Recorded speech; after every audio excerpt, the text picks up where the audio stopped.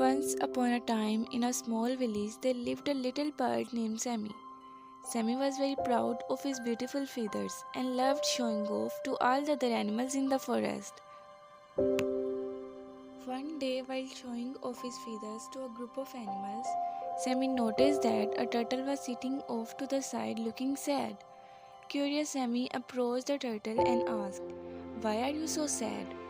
The turtle replied, "I wish I could move as fast as you and show off my own special talents. But I am just a slow turtle." Sammy realized that he had been so focused on his talents that he had not considered the feelings of others. So he decided to teach the turtle how to fly. Sammy showed the turtle how to use his shell as wings, and soon enough, the turtle was soaring through the air.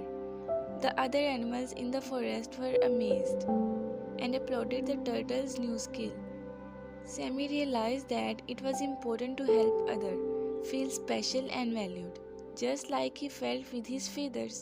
The moral of the story is that it's important to be kind and inclusive towards others.